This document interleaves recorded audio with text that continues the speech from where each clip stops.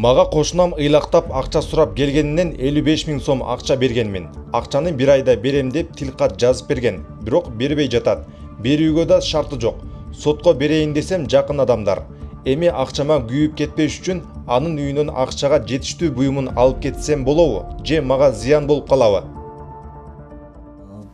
Эгерде сиз кошунаңыздын үйүнөн ошол акчага тиешелүү акчаны мындай буюмду алып чыгып кетем десеңиз, анын макулдугусуз албетте болбойт.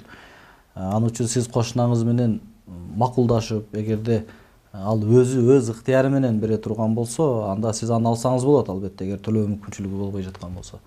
Ал эми мындай аны коркутуу менен же болбосо ошол карызды мындай кутулуу максатында анын эркине каршы алып чыгып кетип калсаңыз, анда бул кылмыш болот. Адам эркиндиктерине каршы мындай аракеттер жасалбашы шарт.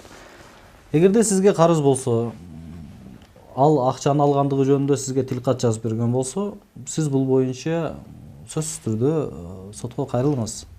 Себеби мыйзамдуу өндүрүп алуу жолду тандаш керек.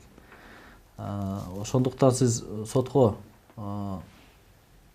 доо арыз менен кайрылсаңыз, сот сизге чечим чыгарып берет. Ал чечимдин негизинде сиз жогоруда айтылган сумманы өндүрүп алууга мүмкүнчүлүк болот.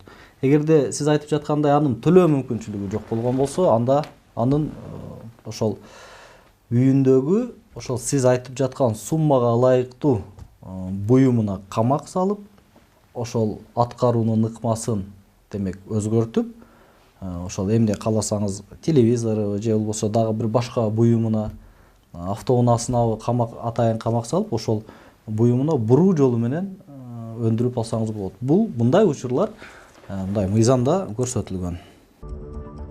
Кыргыз Республикасынын Жарандык процессик кодекси 209-берене чечимди аткарууну жылдыруу жана созуу, чечимди аткаруунун ыкмасын жана тартибин өзгөртүү, ишти караган сот ишке катышуучу жактардын арызы боюнча тараптардын мүлктүк абалына же башка жагдайларга негиздөөнү менен чечимди аткарууну жылдырууга же созууга, ошондой эле аны аткаруунун ыкмасын жана тартибин өзгөртүүгө укуктуу. Көрсөтүлгөн арыздар сот жыйналышында каралат. Ишке катышуучу жактар сот жыйналышынын убактысы жана орду жөнүндө кабардар кылынат. Бирок алардын келбегендиги коюлган маселени чечүүгө тоскоолдук болуп саналбайт.